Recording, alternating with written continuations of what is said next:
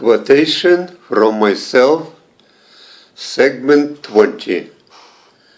Quotation number 219. Despite the widely publicized, but rarely substantiated cases of pathological multiple personalities, most of us, the so-called normal people, have to be satisfied with a single one. But some are not, and being probably unhappy with such a limitation, yet showing no visible sign of pathological personality disorder, they claim to be a different person at different times, which essentially amounts to having the multiple personality, though without attaining its sinister connotation. What they are, however, has nothing to do with the multiple personality phenomenon. They are, like the rest of us, who are simply less ambitious, just normal, as dreary as it may sound, individual, behaving quite differently, naturally, at different times, and displaying in the process different sets of personal traits under different circumstances, which all living things do in order to survive, albeit some better than others. To achieve this goal, all living things have evolved into the more or less complex organisms with many different attributes, and man, admittedly, is the most complex of them all.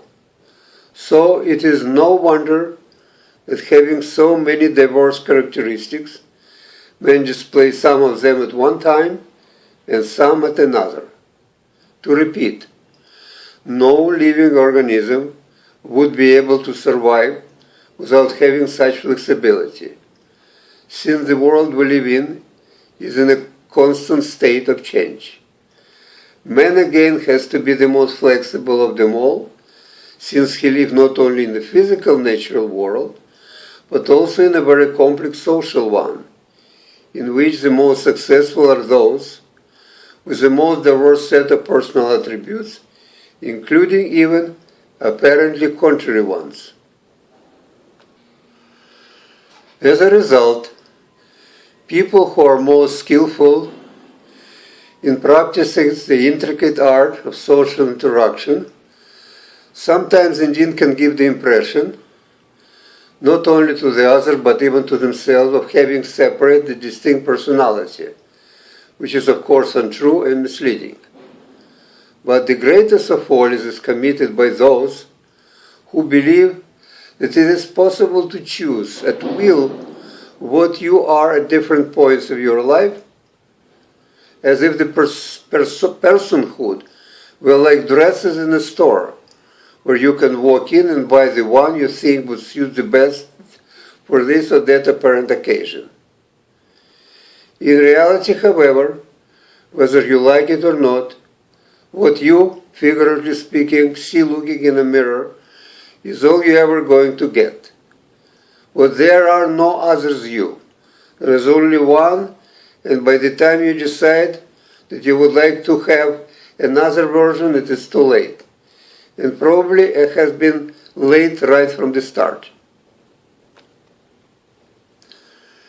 Despite the apparent multiplicity and complexity of the personality attributes, the sum total of them represent one unique I, which, under a close scrutiny, is very much consistent in whatever it is doing or saying, as a direct result of what it essentially is.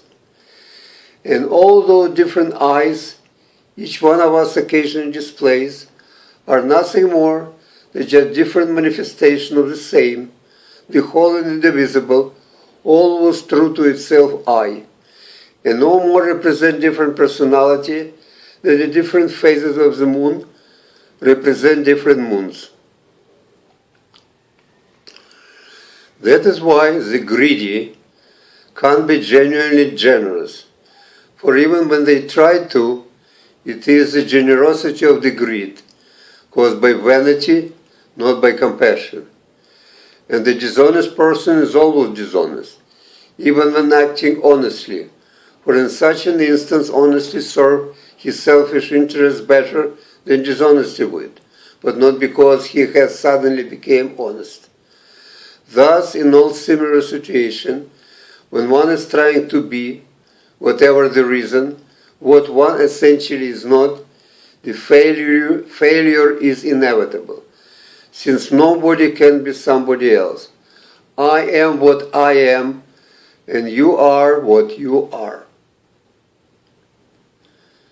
Number 2020. 220.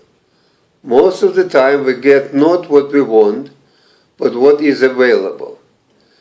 Then, in order to feel happy, we try to convince ourselves, almost subconsciously, that what we got is what we really wanted in the first place. And it is this ability of self-persuasion, or if one wants to be brutally honest, of self-deception, which truly separates happy people from the unhappy ones. Life is an art of compromises, of settling for second best, for getting all the rest, but not the coveted few prizes. Number 221. The mixed marriages between individual members of different ethnic groups is something all of us, especially those living in the huge cosmopolitan metropolises, the most vivid symbols of the end of 20th century, witness almost every day.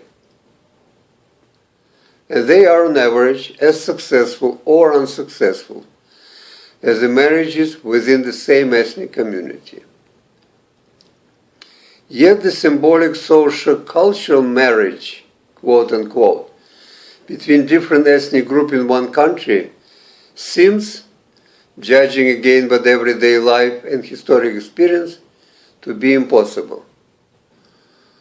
One of the apparent reasons for this dissimilarity is that sex, which is of paramount importance in uniting the individuals belonging to different ethnic groups, is obviously absent from the symbolic social-cultural quote-unquote marriage of different ethnic groups themselves. The other reason closely connected with the first one is that in a mixed marriage, as in any other marriage, but even more so, the individual entering into it are willing to adjust and to accommodate each other, though in reality they rarely succeed completely.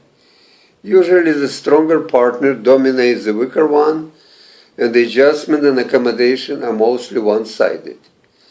Yet, such seemingly unfair situations accepted, if grudgingly, by the weaker partner, again because the sexual compensation tend to create the illusion of equality. The different ethnic groups in one country, no matter how hard they may try, though in truth they seldom, if ever do, to adjust and to accommodate each other, can never succeed, since the stronger one, numerically, economically, politically, culturally, etc., will inevitably dominate the weaker one. And the injustice of such an arrangement is so glaringly obvious, and compensation, if any, for a weaker partner is so insignificant that such a group marriage, quote-unquote, sooner or later ends up at best in a bitter divorce, or at worst in almost total annihilation, cultural, political, etc., of the weaker ethnic group. Number 222. Having started originally as a revolutionary liberating moral philosophy, Christianity has been gradually reduced and still largely remains a religion of the people with guilty conscience who are afraid of death. Number 223. Forget your titles entering this door. We don't worship idols anymore. One will be listened to no matter what one says, as long as one gives other the same chance. Number 2 to 4.